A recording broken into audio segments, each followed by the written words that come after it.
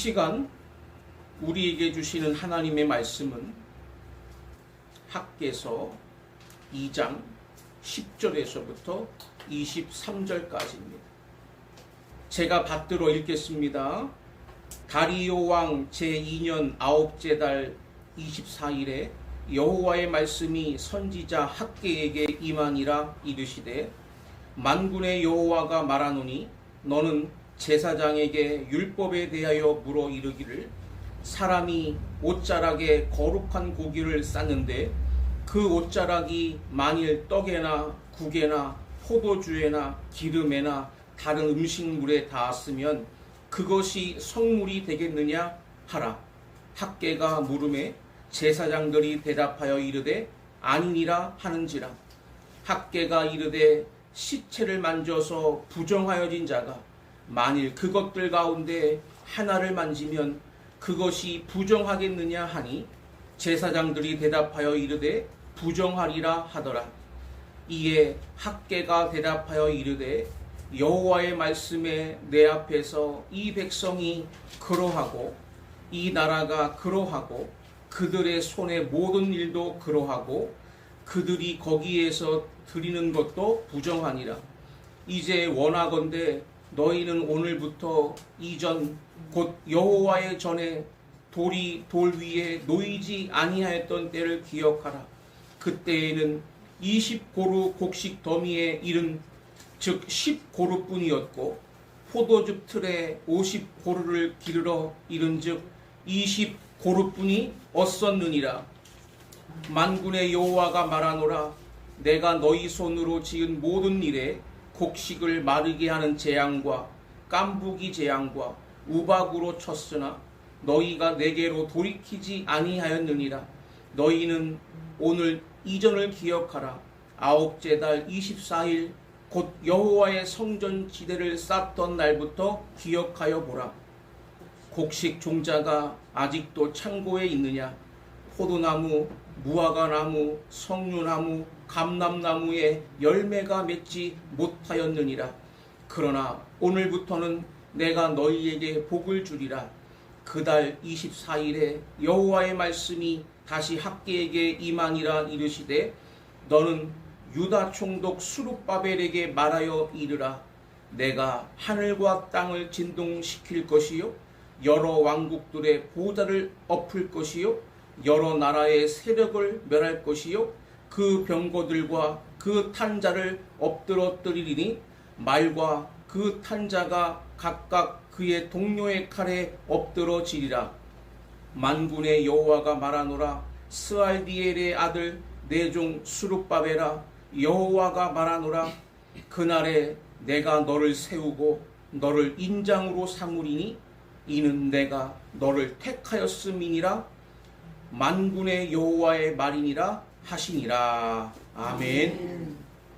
오늘은 열매 맺는 삶의 원동력이라는 제목을 가지고 하나님의 말씀을 선포하도록 하겠습니다. 따라하겠습니다. 열매 맺는 삶의 원동력. 열매 맺는 삶의 원동력. 요즘 그야말로 꽃이 만개했습니다. 여러 울긋불긋 아름다운 꽃들이 정원마다 또 들판과 산마다 아주 아름답게 피기 시작했습니다. 또 나무도 이제 잎이 피기 시작합니다. 얼마나 그 모습이 싱그럽고 아름다운지 모릅니다. 그야말로 봄은 생명이 충만한 계절입니다. 그런데 나무의 목적은 이게 다가 아닙니다.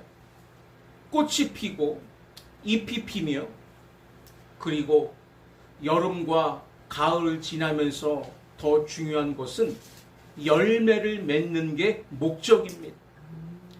이처럼 봄에 생명력이 시작돼서 가을에 열매를 맺기까지 그 목적대로 이루어지기 위해서는 과정이 이렇게 반드시 있어야 되는데 우리가 겉으로 보이는 꽃이 피고 잎이 폈다고 그들이 다 되는 것이 아닙니다.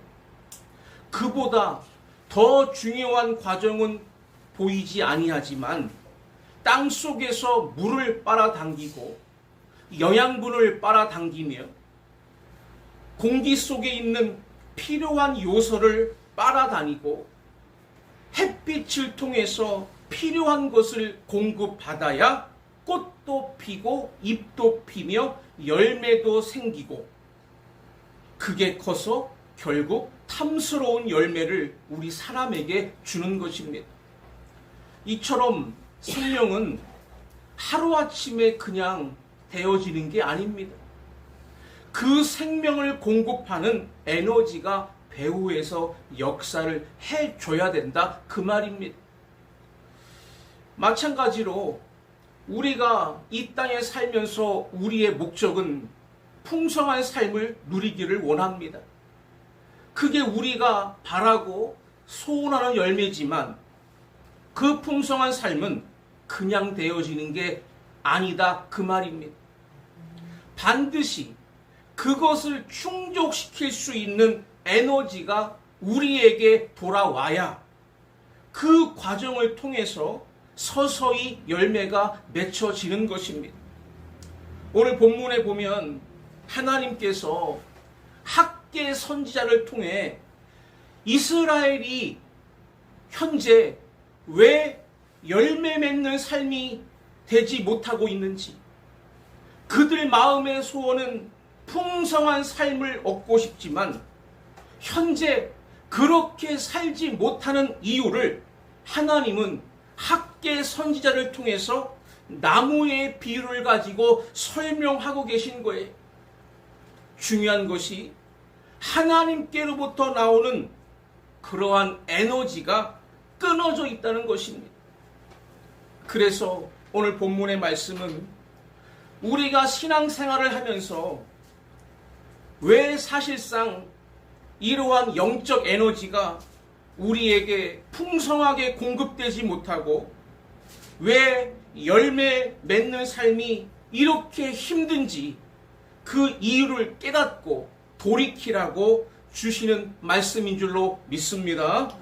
오늘 우리는 2장 10절부터 읽었지만 이 학기에서 전부를 가지고 하려고 합니다.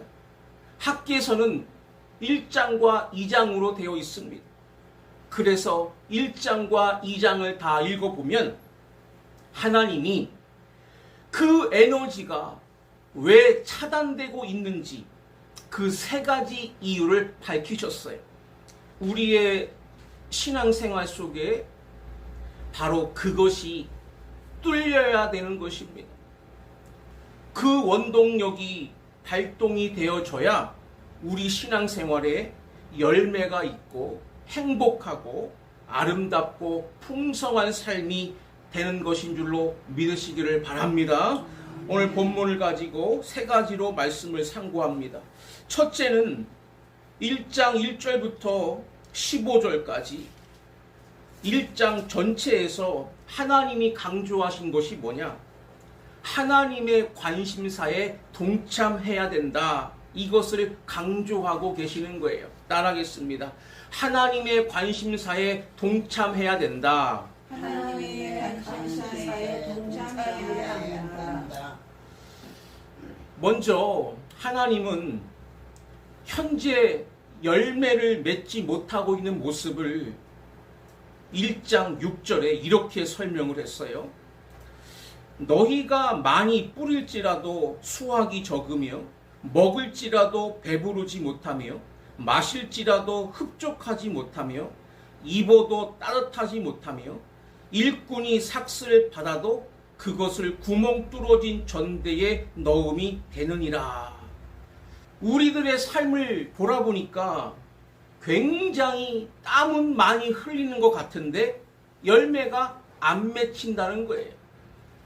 열심히 먹으려고 하는데 그래도 계속 배가 고프고, 열심히 마셔도 계속 갈증은 떠나지를 않고, 열심히 일을 해서 삭슬 받아가지고 그걸 저축한다고 하는데 오히려 나갈 구멍이 더 많아가지고 여전히 모아지지를 않고 이렇게 열매 없는 삶을 살고 있다는 것입니다. 왜 그러냐? 하나님은 그 이유를 5절과 7절에서 너희의 행위를 살펴야지 그것을 알 수 있다 그랬습니다. 즉 우리에게 원인이 있다는 것입니다. 우리의 행위가 뭔가 잘못됐기 때문에 이런 열매가 안 맺혀지고 있다는 것입니다. 과연 그 잘못된 행위는 뭐냐? 관심사가 잘못됐다는 거예요. 우리의 관심사는 뭐냐? 오늘 본문 학계 1장 4절에 보니까 한 단어를 가지고 설명했는데 너희가 이때에 판벽한 집에 거주하는 것이 옳으냐 그랬습니다. 사람들의 관심사는 판벽한 집에 있다는 거예요. 이 판벽이라는 말은 널빤지 판자를 씁니다. 그리고 둥근 옥벽자를 써요. 이게 무슨 뜻이냐 하면 판벽한 집이라고 하는 것은 오늘날로 말하면 저택을 말하는 것입니다. 저택. 고급 목재를 쓰고 고급 석재를 써가지고 인테리어를 아주 잘 해놓은 저택. 그것이 오직 사람들의 관심사라는 겁니다. 그런데 문제는 하나님의 관심사는 그게 아니라는 거예요. 하나님은 이제 바벨론에게 멸망했다가 겨우 70년 만에 포로에서 돌아오게 됐는데 그 이스라엘이 재건을 하려면 무엇보다도 하나님 중심의 신앙이 재건되어야 된다는 거예요.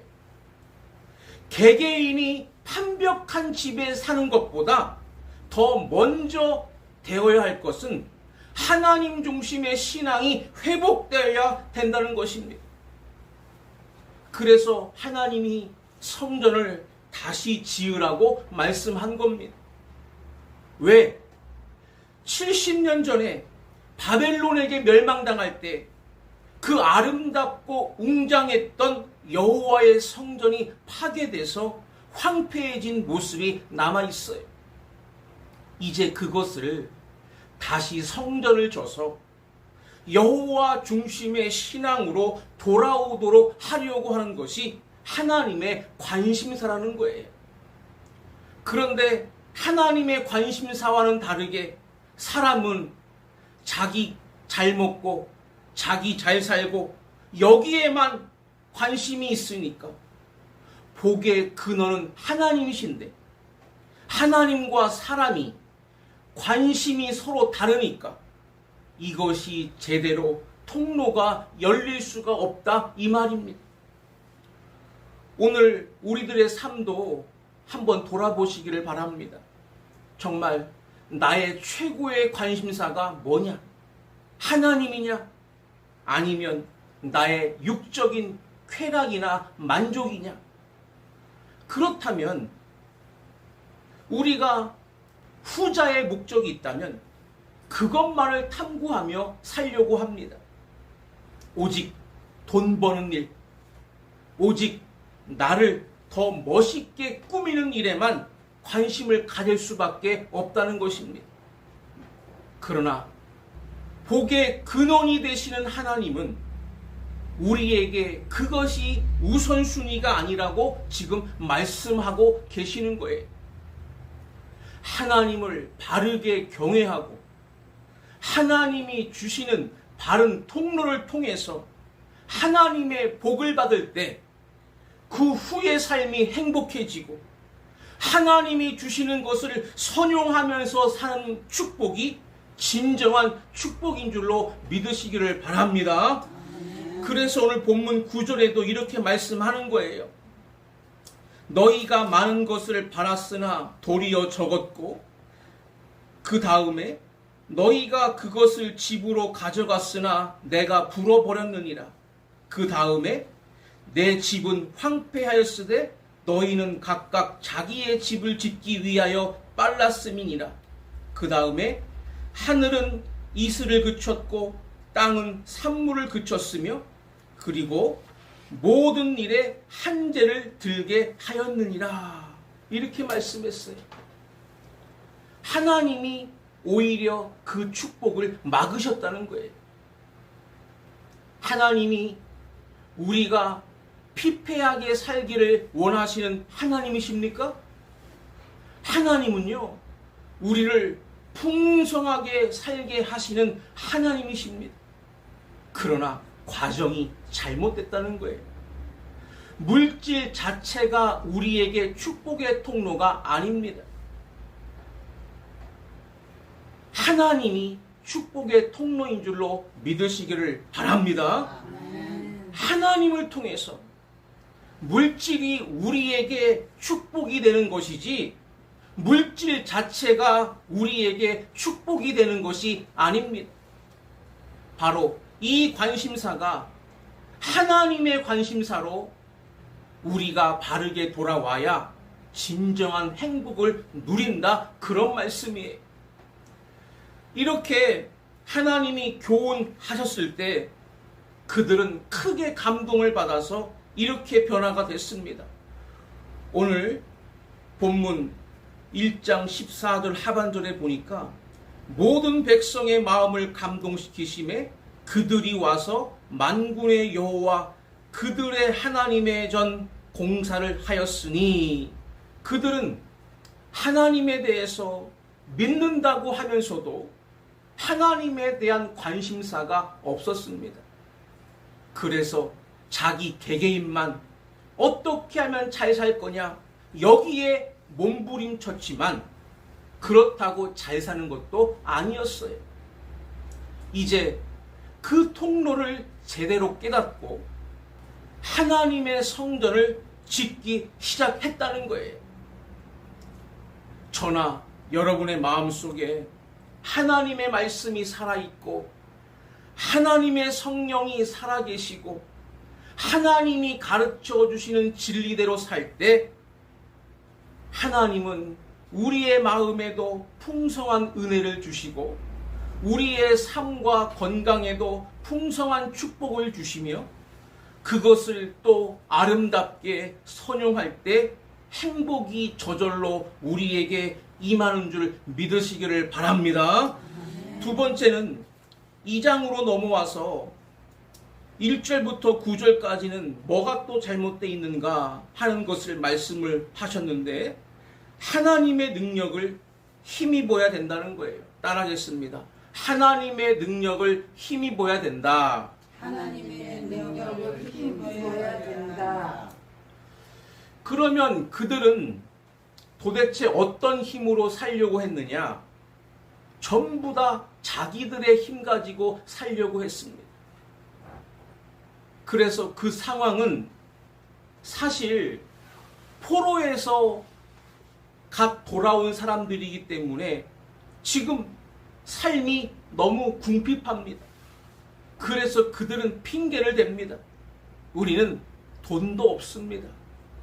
그 다음에 주변 국가들이 아직도 성전 짓는 것, 또 이스라엘이 재건되는 것을 적극 방해하고 있어요.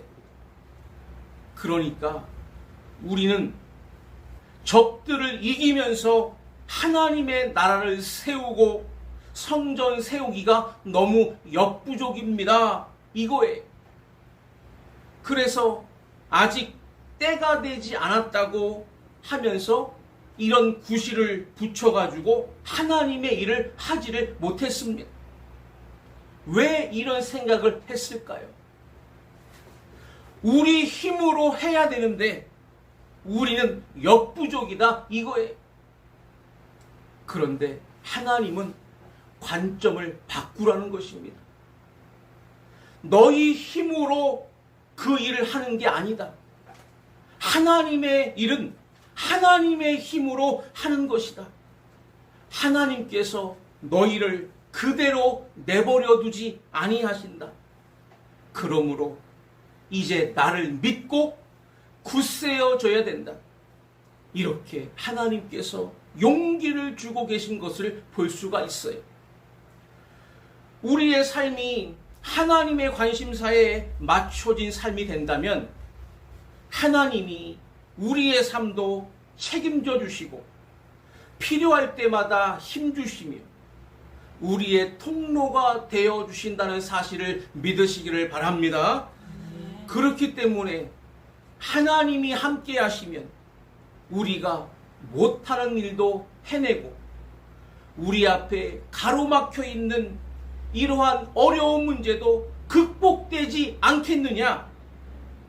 하나님이 우리의 삶 속에 함께 한다고 지금 말씀하신 것입니다. 그렇기 때문에 우리의 신앙은 여기 4절 하반절에 말씀한 것처럼 이 땅 모든 백성아 스스로 굳세게 하여 일할지어다 내가 너희와 함께 하노라 만군의 여호와의 말이니라. 아멘. 하나님은 전능하신 하나님, 그분이 너희와 함께하면 너희는 얼마든지 용기를 내기만 하면 할 수 있다고 이렇게 말씀하신 것입니다. 그리고 5절 이하에 한마디를 더 말씀하셨는데 이스라엘이 애굽에서 종살이 하다가 출애굽해서 가나안 땅에 들어와 지금 나라를 이루고 지금까지 살아온 역사를 돌아봐라. 하나님이 한 번도 언약을 어긴 적이 없었고 하나님의 성령을 한 번도 거둔 적이 없잖냐. 지금까지도 여전히 이스라엘은 선민이고 또 이스라엘은 하나님이 다스리는 나라로 지금까지 하나님은 여전히 이스라엘을 지키고 계시다는 거예요. 그런데 왜 나라가 망하고 피폐해졌느냐? 그들이 언약을 버렸고 하나님의 성령을 거부했기 때문에 하나님께서 그들을 아무리 사랑하려 하시더라도 그렇게 되지 못했다는 거예요. 이제 언약을 다시 붙잡고 하나님의 성령이 우리와 함께 계시다는 사실을 믿고 힘을 내면 이제부터 하나님이 그 능력을 공급하신다고 약속하신 것입니다. 그렇기 때문에 우리는 항상 말씀으로 돌아가야 됩니다. 말씀 속에 우리를 향하신 그 사랑이 어떤지를, 우리를 어떻게 들어 쓰시려고 계획하시는지를 말씀과 기도를 통하여 하나님의 계획을 알고 성령의 능력을 힘입어야 될 줄로 믿습니다. 8절에 보면 은도 내 것이요 금도 내 것이니라. 9절에 보면 나중 영광이 이전 영광보다 크리라. 그리고 내가 이곳에 평강을 주리라. 이렇게 말씀했어요. 여러분, 우리에게 필요한 것이 은금이라면 은금도 하나님께로부터 나온 것입니다. 우리에게 필요한 것이 영광이라면 영광도 하나님께로부터 나온 거예요. 우리에게 필요한 것이 평강이라면 평강도 하나님께로부터 나온 것입니다. 우리의 통로가 내 자신의 힘이 아니라 하나님의 힘을 통로로 삼으시기를 바랍니다. 마지막 세 번째는 10절부터 23절에 보면 앞에 두 가지보다 더 중요한 이유 세 번째가 이 본문에 있는데 그것은 바로 하나님의 거룩한 존재가 되어야만 한다는 거예요. 따라하겠습니다. 하나님의 거룩한 존재가 되어야만 한다. 하나님의 거룩한 존재가 되어야만 한다. 이게 무슨 말인가 하면 하나님께서 이렇게 하나님의 관심사로 돌아오고 하나님의 능력을 그들에게 부으시고 그들을 쓰시고 싶어도 아직 쓰실 수가 없다는 거예요. 왜? 그들이 아직 더러운 자기 때문에 그렇습니다. 그러면서 하나님이 그것을 깨우치시려고 학계를 통해서 제사장들에게 두 가지 질문을 해보라고 그랬습니다. 2장 12절과 13절에 하나는 옷자락에다가 거룩한 고기를 쌌어요. 이 거룩한 고기가 성물인데 이 고기를 싼 그 옷자락이 만일 떡에나 국에나 포도주에나 기름에나 다른 음식물에 닿았으면 그것이 성물이 되겠느냐 이렇게 물어보라는 거예요. 제사장들이 율법을 따져보니까 성물이 되지 못한다는 거예요. 그런데 반대로 이제 두 번째 질문은 시체를 만졌어요. 그리고 그 시체를 만진 손이 또 다른 물건들을 막 만졌습니다. 그러면 시체는 부정한데 시체를 만진 손이 다른 것을 만진 그것도 부정하겠느냐? 그렇다는 거예요. 그럼 하나님이 이 앞선 두 가지 질문에서 주시려고 하는 답이 무엇이냐? 거룩의 영역은 쉽게 확산되지 않고 오히려 부정함이 오히려 거룩을 해치기가 쉽다는 것입니다. 이 말은 이스라엘이 지금 착각하고 있다는 거예요. 왜? 우리는 하나님의 선민이다. 하나님이 우리를 사랑하시고 우리는 특별한 존재다. 이렇게만 생각할 뿐이지 실제로 그들의 내면은 더럽기가 이루 말할 수 없는 그러한 상태라는 거예요. 한마디로 엉터리로 살았다는 겁니다. 그러면서 우리는 하나님의 백성이다라고 하는 자부심만 가지고 그게 거룩해질 수가 있느냐 그 말입니다. 우리 그리스도인들도 우리 개신교가 지금 반성해야 될 점이 뭐냐 하면 나는 예수 믿고 구원받았다. 그게 다예요. 우리 아직 구원 못 받았습니다. 구원의 약속을 받은 거예요. 우리는 여전히 이 세상에서 악한 사탄과 싸우고 있고 이 더럽고 추악해진 세상과 우리는 영적 싸움에서 이겨야만 하나님의 자녀로 거룩한 영역으로 우리는 성장되어 가는 과정이지 나는 예수 믿고 구원받았다 해서 다 끝난 것이 아니다 그 말입니다. 그렇기 때문에 우리 안에 이 거룩이 없어서 항상 실패하고 넘어지는 것입니다.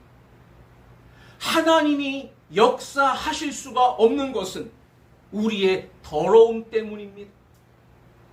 그러므로 어떻게 해야만 우리가 정함으로 바꾸어지느냐? 이것이 우리의 숙제예요. 내 안에 하나님의 약속과 하나님의 성령이 역사하시도록 나 자신을 내 스스로 거룩하게 할 수 없다는 것을 철저하게 깨닫고 오직 하나님께 맡겨야 될 줄로 믿습니다. 오늘 본문 23절에도 스룹바벨아 여호와가 말하노라 그날에 내가 너를 세우고 너를 인장으로 삼으리니 이는 내가 너를 택하였음이니라. 스룹바벨아 이제부터 내가 너를 나의 인장으로 삼아서 쓰겠다 그랬어요. 인장이라는 말은 왕으로 말하면 옥새를 말합니다. 옥새.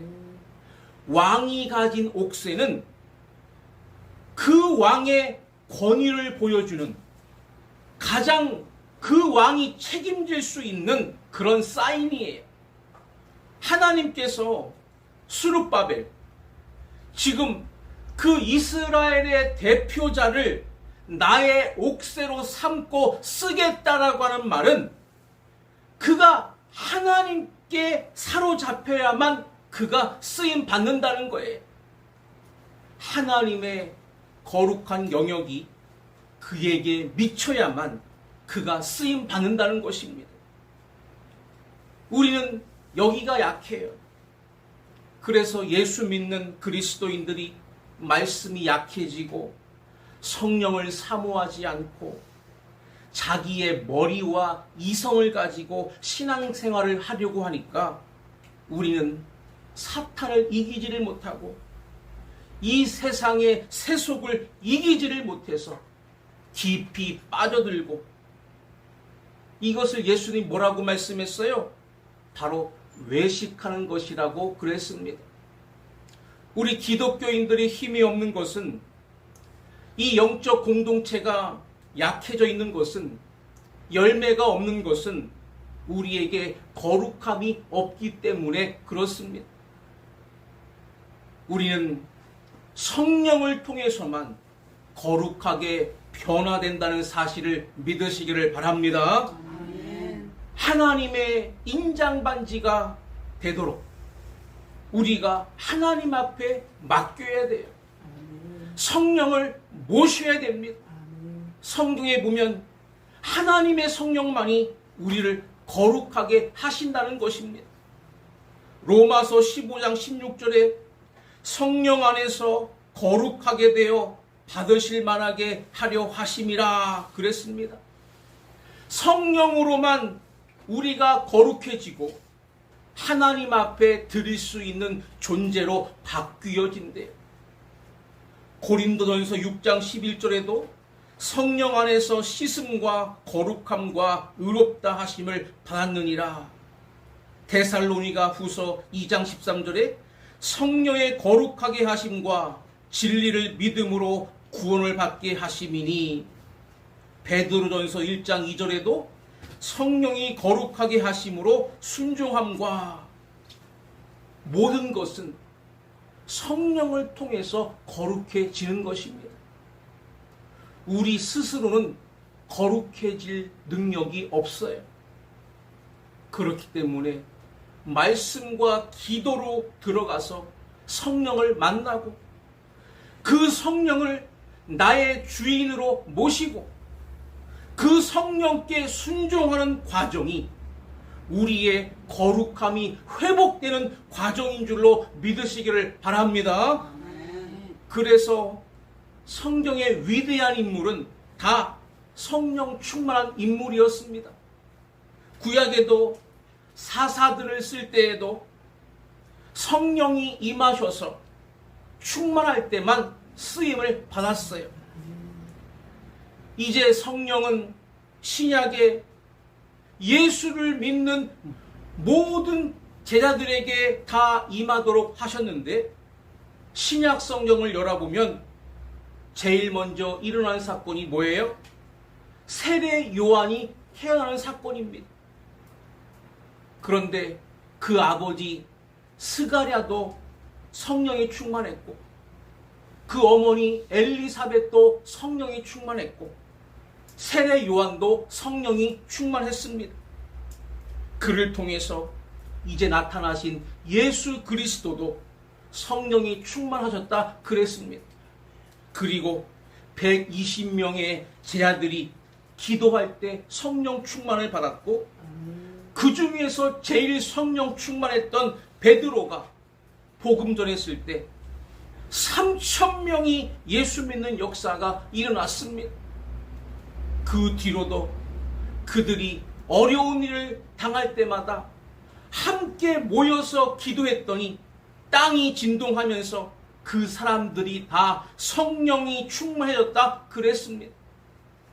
너무나도 성경은 분명하게 성도들이 말씀으로 들어가고 기도로 들어가서 성령을 만나고 성령에게 사로잡히는 것이 열매 맺는 비결인 줄로 믿으시기를 바랍니다.